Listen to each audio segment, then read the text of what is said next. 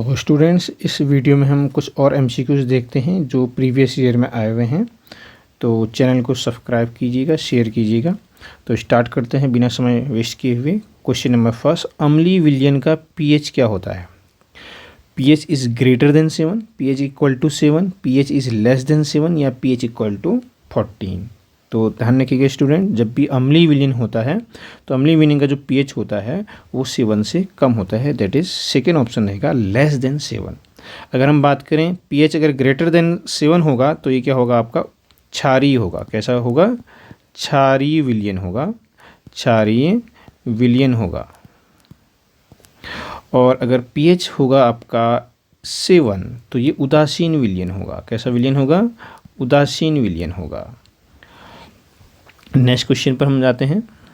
Next question कह रहा है एथेनॉल का रासायनिक सूत्र क्या है? एथेनॉल का जो रासायनिक सूत्र होता है C2H5OH। क्या होता है? C2H5OH। कैसे इसको प्रदर्शित करेंगे? CH3CH2OH। इस तरह से इसको लिखेंगे ओपन करके। CH3OH जो होता है ये मेथेनॉल होता है। किसका सूत्र होता है? मेथेनॉल का होता है। मेथेनॉल का सूत्र होता है। और CH3CHO ये एल्डिहाइड ग्रुप का है। तो CH3CHO जो होता है एसिटल्डिहाइड। क्या बोलते हैं इसको?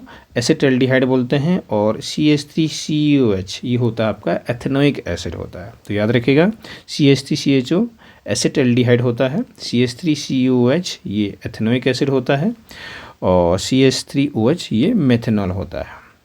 क्वेश्चन पूछ रहा है एथेनॉल का फॉर्मूला क्या होता है? तो एथेनॉल का फॉर्मूला होगा C2H5OH। मानव नेत्र, नेक्स्ट क्वेश्चन है, मानव नेत्र जिस भाग में किसी वस्तु का प्रतिबिंब बनाता है उसे हम क्या कहते हैं?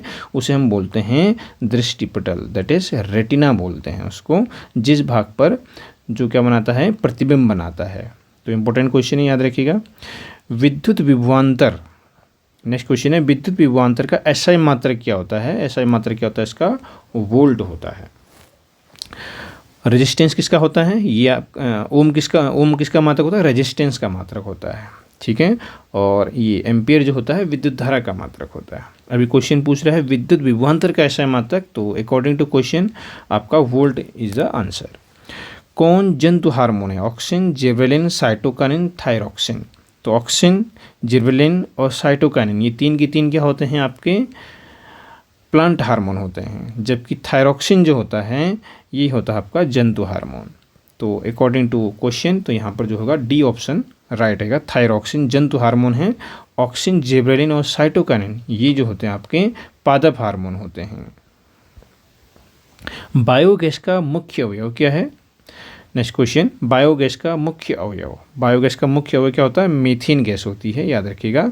मीथेन, इसका जो फॉर्मूला अगर आता है तो CH4 लिखेंगे। इथेन का अगर फॉर्मूला आता है तो C2H6 लिखेंगे।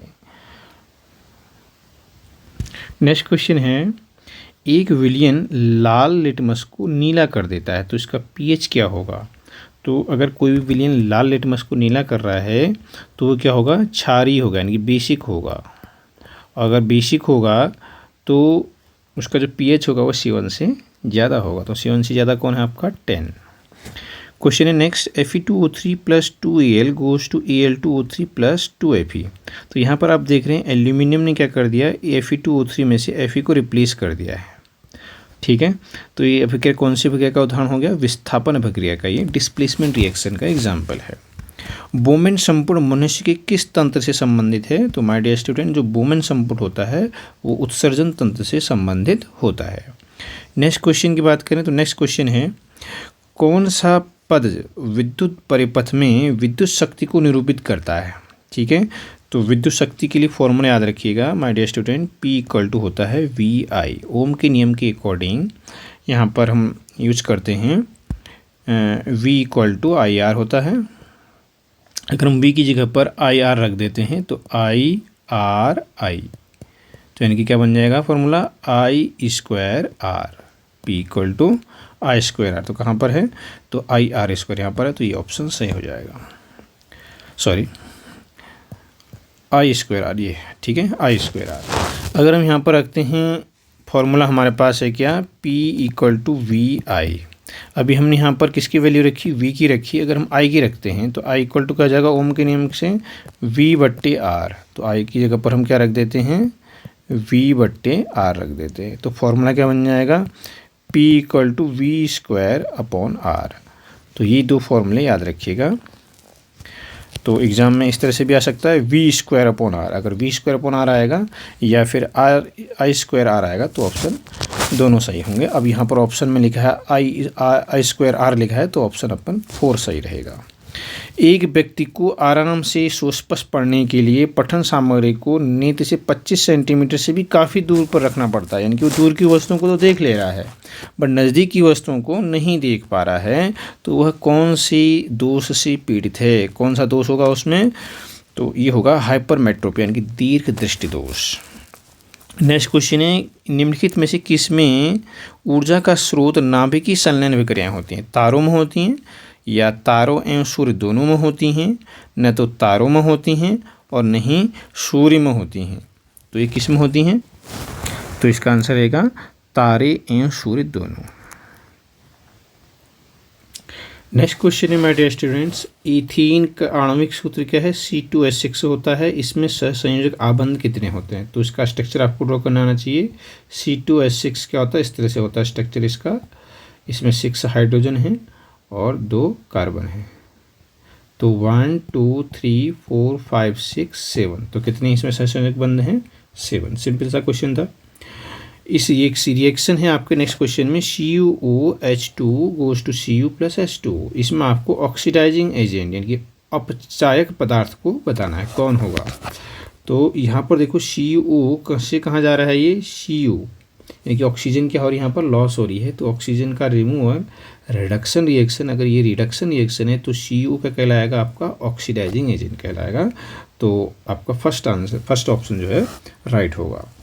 अपच का उपचार करने के लिए कौन सी औषधि प्रयोग की जाती है, एंटीबायोटिक, एनाल्जेसिक, एंटासिड या आपका एंटीसेप्टिक। तो इसके लिए यूज़ की जाती है एंटासिड। नेक्स्ट क्वेश्चन पर जाएं, पादप में जाइलम का क्या कार्य है, पादप में जाइलम का क्या कार्य है। तो जाइलम जल फॉर जाइलम यानी जौ से जल, जौ से जाइलम, याद रखिएगा इसको। तो जल का संवहन, अगर फ्लोएम आ जाए तो फ्लोएम का करेगा, भोजन का संवहन करेगा। तो याद रखिएगा जाइलम का कार्य क्या होता है, जल का वहन करना। नेक्स्ट क्वेश्चन पर जाएं तो नेक्स्ट क्वेश्चन कह रहा है, मानव में पित्त, मानव शरीर में जो पित्त है उसका भंडार कहाँ होता है, उसका भंडार जो है गॉल ब्लैडर यानी कि पित्ताशय में इसका भंडारण होता है। नेक्स्ट क्वेश्चन है, परिपथ में विद्युत आवेश की प्रवाह की दर को क्या कहते हैं। किसी भी विद्युत परिपथ में अगर आवेश की जो दर है, प्रवाह की दर, उसको हम बोलते हैं विद्युत धारा बोलते हैं। ठीक है, विद्युत धारा को हम किससे लिखते हैं, I से लिखते हैं। नेक्स्ट क्वेश्चन है, किसी उत्तल लेंस की क्षमता जो है वो कितनी है आपकी, 2D है, फोकस दूरी बतानी है। तो सिंपल सा है, बहुत बार बता चुका हूँ। फोकस दूरी बतानी है तो F बराबर हो जाएगा आपका 100/P। तो 100/P यानी कि कितना जाएगा आपका 100/2, तो कितना जाएगा 50। तो 50 सेंटीमीटर की क्या होगी, फोकस दूरी हो जाएगी। नेक्स्ट है, आहार श्रृंखला का निर्माण कौन करता है इसमें, घास, गेहूं, आम, तो रॉन्ग हो जाएगा। बकरी, गाय, हाथी, ये भी रॉन्ग हो जाएगा, है ना। घास को बकरी खाएगी, बकरी को कौन खा सकता है, शेर खा सकता है, राइट है। घास, मछली, बकरी, ये भी रॉन्ग है। तो मिलते हैं नेक्स्ट वीडियो में। तो चैनल को सब्सक्राइब कीजिएगा, लाइक कीजिएगा एंड शेयर कीजिएगा। धन्यवाद।